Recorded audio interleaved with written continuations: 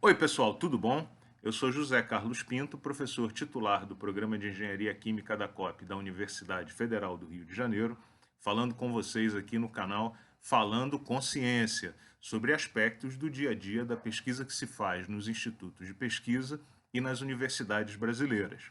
O principal objetivo do vídeo de hoje é apresentar alguns dados e algumas informações que permitam que você se posicione melhor nesse importante debate que se faz sobre a educação pública no Brasil, em particular sobre a educação superior oferecida pelas universidades públicas brasileiras. Infelizmente, temos todos recebido muitas postagens, vídeos que apresentam uma avalanche de números falsos e mal discutidos sobre o ensino público no Brasil. É importante que você compartilhe, inclusive, esses dados que eu vou apresentar com pessoas que tenham interesse nesse debate e que tenham, em particular, replicado essas informações falsas. Você vai encontrar aqui embaixo, na descrição do vídeo, várias referências que permitirão que você aprofunde algumas das análises propostas aqui nesse vídeo. E eu gostaria de começar dizendo que, ao contrário do que o senso comum parece acreditar, cerca de 3 em cada 4 estudantes brasileiros matriculados em cursos de ensino superior estudam em universidades privadas. É isso mesmo que você ouviu. Mais de 75% dos estudantes brasileiros matriculados em instituições de nível superior estão cursando universidades privadas e pagando por essa educação.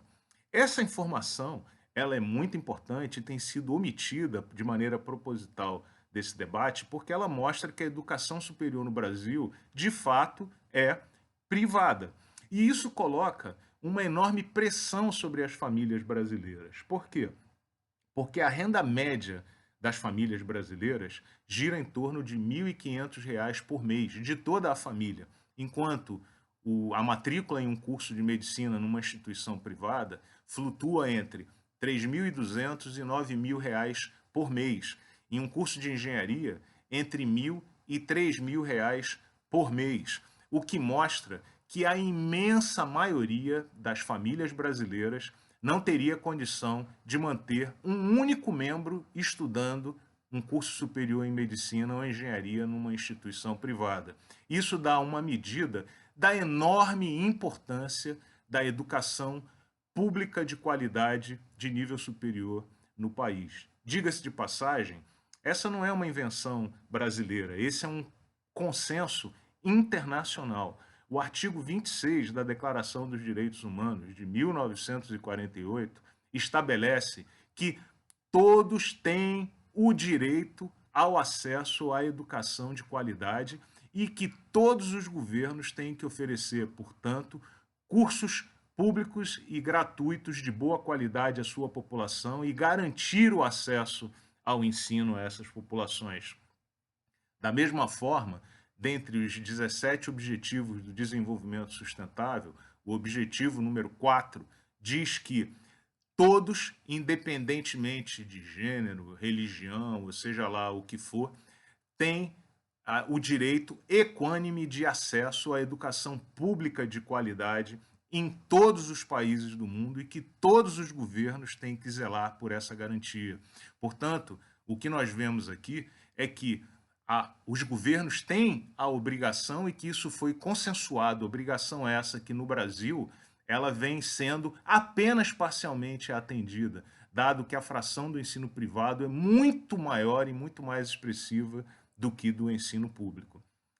Nesse debate, fala-se sempre com o objetivo de detratar os investimentos em educação, que o Brasil investe muito em educação. E normalmente é apresentado um dado que dizendo que cerca de 6% do PIB é investido em educação no Brasil.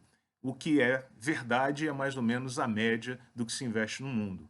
Mas o que esse debate tem omitido de você é a composição desses investimentos que são feitos. E aqui você vai ter algumas surpresas, porque menos de 20% desses investimentos feitos pelo governo federal vão de fato para o ensino superior público. Embora as falas, em particular, de ministros interessados de maneira ideológica nessa discussão tentem induzir você a acreditar que esses recursos vão todos para o ensino superior, isso é uma falácia, é uma mentira. Até porque a Constituição brasileira, ela impõe que os investimentos no ensino fundamental devem ser feitos pelos municípios, que o investimento feito no ensino médio deve ser feito pelos estados e que os investimentos feitos no ensino superior devem ser preferencialmente ou majoritariamente constituem obrigação do governo federal. Portanto, em nada surpreende que o governo federal invista mais do que estados e municípios e outras instâncias governamentais no ensino superior. O que a composição desses dados também esconde de você é que as transferências feitas para as instituições privadas, pasmem, são maiores do que os investimentos feitos em instituições públicas. É isso mesmo que você ouviu. Dentre os 6% investidos na educação, uma parte muito considerável vai para as instituições públicas, acima de 35 bilhões por ano. Vai para as instituições privadas, acima de 35 bilhões por ano, por conta de muitas isenções fiscais e programas importantes como o ProUni e o FIES. Portanto, o principal beneficiário dos investimentos em educação no país feitas pelo governo federal, o principal beneficiário é o conjunto de empresários que atuam no ensino privado. E talvez você não soubesse disso, e isso é omitido de você de maneira proposital. Além disso, as contas e a composição desses investimentos, ela é propositalmente mantida de maneira nebulosa e é muito pouco transparente no Brasil. Se você checar as referências que eu apresento aqui embaixo, você vai descobrir alguns fatos muito relevantes, como, por exemplo, o fato de que o Ministério da Educação considera que os pagamentos com aposentadorias e pensionistas são investimentos em educação, o que é uma óbvia deformação dessa conta. E essa é, obviamente, uma obrigação do sistema previdenciário brasileiro e não um investimento em educação. Talvez você também não saiba que as grandes universidades públicas brasileiras, elas são instituições que atuam num conjunto muito amplo de atividades que extrapolam em muito simples educação e a simples questão de dar aulas para alunos numa sala de aula. Por exemplo, apenas a Universidade Federal do Rio de Janeiro é responsável pela manutenção de 9 hospitais e 13 museus. E o MEC considera que esses investimentos são investimentos na educação. Não, eles são investimentos muito importantes, mas são investimentos em saúde pública, são investimentos em cultura, não são investimentos diretos na educação. A fração dos recursos aportados nas grandes instituições públicas brasileiras para a manutenção de hospitais universitários, por exemplo, é muito pouco transparente. E esses hospitais estão abertos 24 horas por dia para o atendimento público, a custo zero. Portanto, são investimentos e serviços feitos pelas universidades para bem da sociedade brasileira e para bem da manutenção das atividades culturais e de saúde no Brasil. Além disso, também é importante dizer que muitos desses investimentos feitos nas universidades públicas dizem respeito a investimentos em pesquisa para a geração de conhecimento. E muitas vezes são computados duas vezes, porque o MEC computa como investimento em educação e o Ministério da Ciência e Tecnologia computa como investimento em ciência e tecnologia.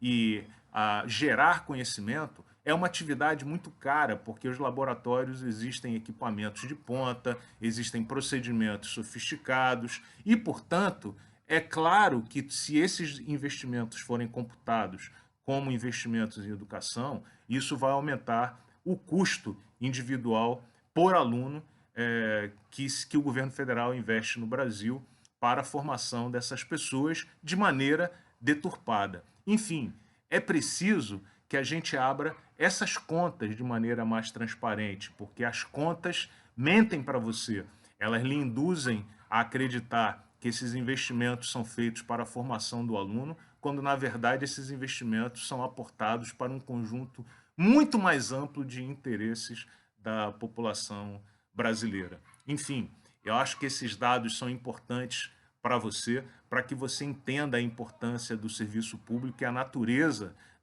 das atividades que são executadas nas universidades públicas brasileiras e como esses investimentos são computados. Nós vamos voltar a esse tema algumas vezes. E antes de terminar, eu gostaria de concluir dizendo, baseado em tudo que a gente apresentou nesse vídeo, é que falta educação pública no Brasil. Nós precisamos investir mais na educação pública brasileira e não menos, a despeito do que dizem, infelizmente, os detratores da Universidade Pública Brasileira.